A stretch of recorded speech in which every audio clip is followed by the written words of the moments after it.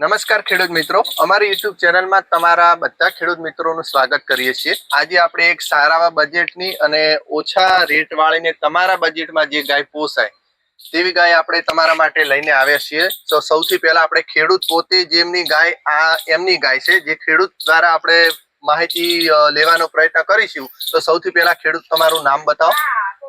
ગણપતજી વાઘાજી, ગોમ તાલુકો રોડા। તો સૌથી પહેલા ખેડૂત મિત્રો આપણે આ ગાય કયા વેતરની ગાય છે?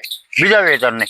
તો ખેડૂતના જણાવ્યા પ્રમાણે આ ગાય બીજા વેતરમાં આ વર્ષે વિયા છે। પહેલા વેતરમાં આ ગાયનું દૂધ એક ટાઈમનું કેટલું હતું? 7 લીટર।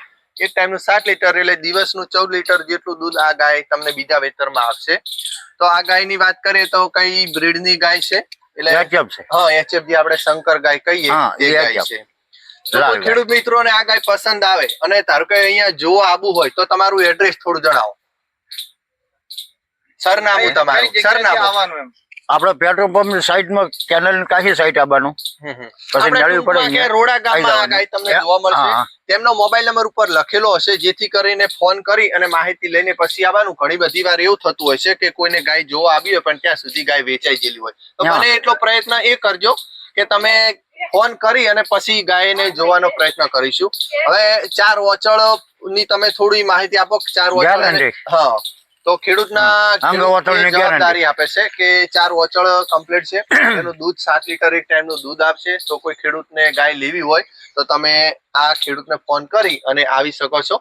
તો ખેડૂત પાસેથી આપણે જાણીએ કે આપણા ગાય છે, આ ગાય ગાભણમાં લેવી હોય તો અંગ ઓછળની ગેરંટી લેવા વિયાણા પાસે દોઈને લઈ ગયા પછી છૂટા, બરાબર છે। એટલે પછી આવતા વેતરમાં શું થાય એ આપણને ખબર નહીં।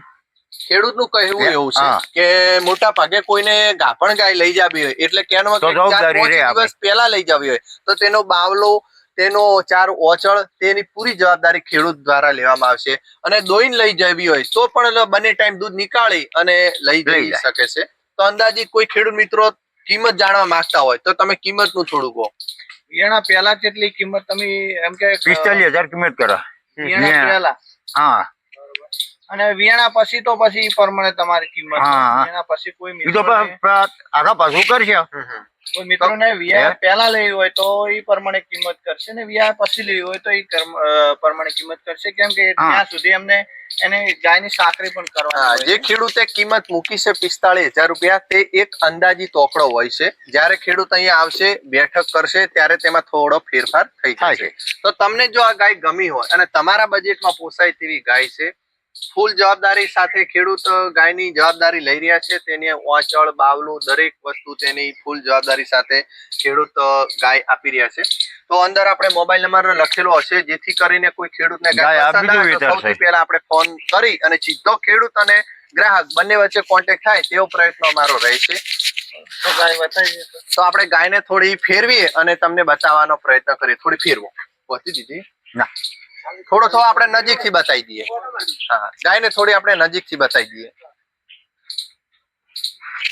ગાયને હજુ 10 થી 12 દિવસની વાર હોવાના કારણે થોડું બાવલું ઓછું તમને દેખાશે, પણ જ્યારે ફૂલ બાવલામાં ગાય આવશે ત્યારે તમને પહેલી જ નજરમાં ગાય પસંદ આવશે તેવું ખેડૂતનું ઓટો બધું પડશે। હા, તમે જુઓ તો ગાય એક સારી છે, બીજા વેતરની, એટલે નવો માલ કહેવાય।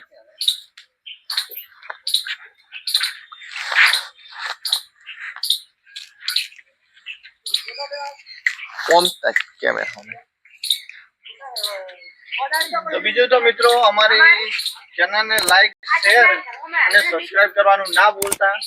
જય જવાન, જય કિસાન।